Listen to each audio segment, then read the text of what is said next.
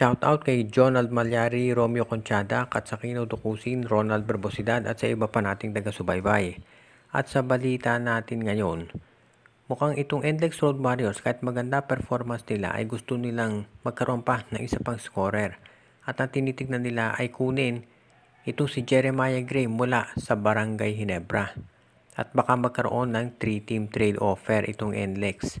So ang mangyayari dito, itong NLEX makukuha si Jonathan Gray.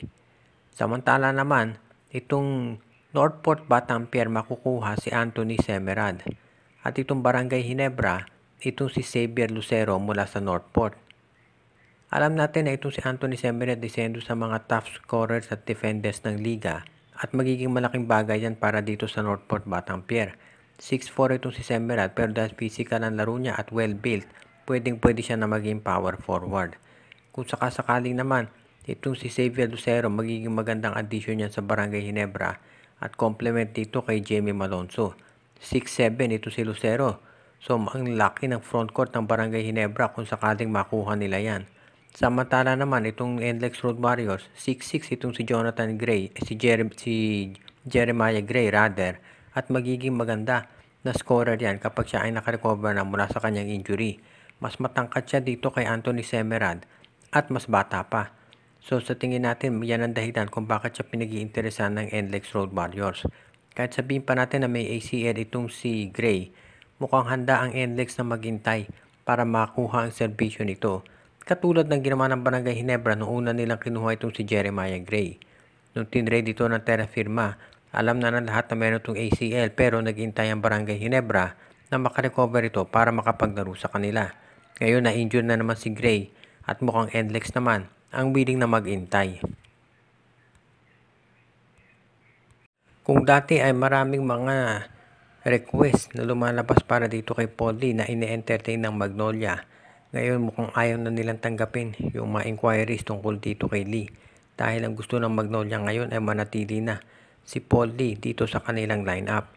Alam natin dati gusto nila itong i-trade para dito kay Robert Bolick, pero ang nangyari nga, itong si Robert Bolick nagpunta sa Japan, bumalik dito sa Pilipinas at na-trade dito sa MVP Group at ngayon ay naglalaro dito sa NLEX Road Warriors.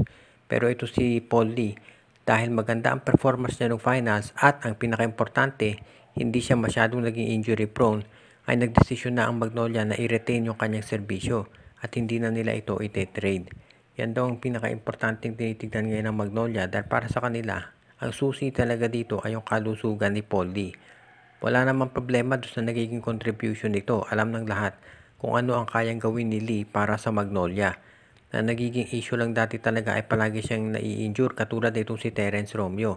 Kaya sa ngayon, dahil ito si Paul Lee ay nananatiling malusog ay wala nang desisyon o wala nang dahilan ng Magnolia para siya ay i-trade pa.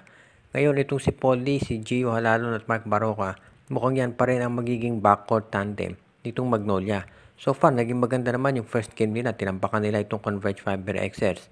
Pero sa bandang huli, ang magdedetermina pa rin syempre ay yung performance nila dito sa Philippine Cup.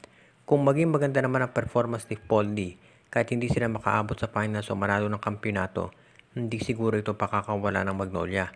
Pero syempre, kung magkaroon na naman ng injury si Paul Lee o bumagsak yung kanyang performance pagdating ng playoffs, ibang usapan na yan. Dahil ang Magnolia ngayon, may kung kinukonsidera na talaga ng management na dapat ay magkaroon na ng kampyonato.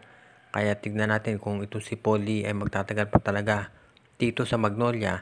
Depende of course sa performance niya.